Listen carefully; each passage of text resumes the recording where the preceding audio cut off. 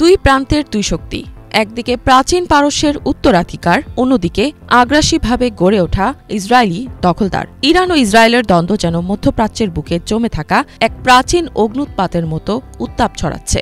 সর্বশেষ পরিস্থিতিতে ইসরায়েল আধুনিক F-351 যুদ্ধ বিমানের সহায়তায় ইরানের রাজধানী তেহরান সহ করাস এবং আরাক খন্ডাব অঞ্চলের গুরুত্বপূর্ণ পারমাণবিক ও সামরিক স্থাপনাগুলোতে ব্যাপক বিমান হামলা চালিয়েছে। এসব হামলায় হেভি ওয়াটার রিয়্যাক্টর সহ অন্যান্য কৌশলগত অবকাঠামো ধ্বংস করা হয়। এই অভিযানে ইসরায়েলের প্রায় ২০০ থেকে ২৫০টি যুদ্ধ বিমান অংশ নেয়। এদিকে আরাক ও খন্ডাবের পার্শ্ববর্তী এলাকাগুলোর সাধারণ বাসিন্দাদের এলাকা দ্রুত খালি করার নির্দেশ দিয়েছে ইসরায়েলি বাহিনী।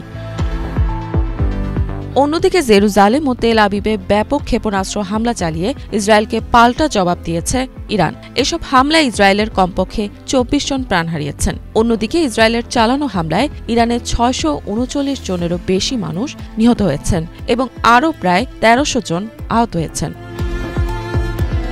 এদিকে যুদ্ধে ইরানকে পরাজিত করতে গভীর আগ্রহ প্রদর্শন করেছে ইসরায়েলের মিত্র দেশ যুক্তরাষ্ট্র।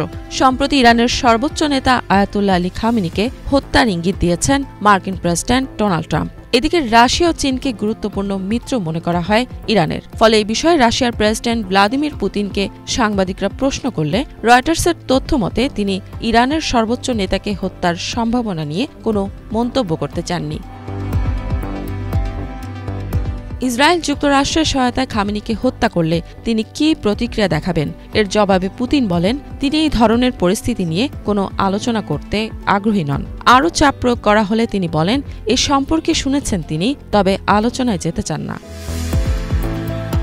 ইরানের শাসন ব্যবস্থায় পরিবর্তনের সম্ভাবনা নিয়ে প্রশ্ন করা হলে পুতিন বলেন কোনো উদ্যোগ নেওয়ার আগে এটা মূল্যায়ন করা জরুরি যে চূড়ান্ত লক্ষ্য বাস্তবায়নযোগ্য কিনা। তিনি আরও জানান তিনি ডোনাল্ড ট্রাম্প ও বেনিয়ামিন নেতানিয়াহুর সঙ্গে আলোচনা করেছেন। মস্কোর পক্ষ থেকে একটি শান্তিপূর্ণ সমাধানের প্রস্তাব দেওয়া হয়েছে যাতে ইরানের শান্তিপূর্ণ পারমাণবিক শক্তি ব্যবহারের অধিকারও সুরক্ষিত থাকে এবং ইসরায়েলের নিরাপত্তাও অক্ষুণ্ণ থাকে।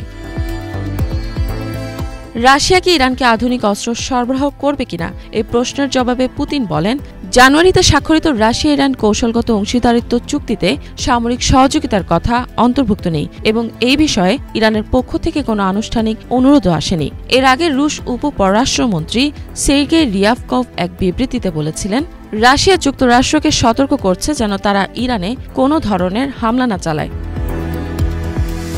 এদিকে ইরানের রাজধানী তেহরানের টানা ৬ দিন ধরে চলা বিমান হামলার কারণে শহর ছাড়তে শুরু করেছেন সেখানকার বাসিন্দারা। ইফাত জাহান, বাংলাভিশন।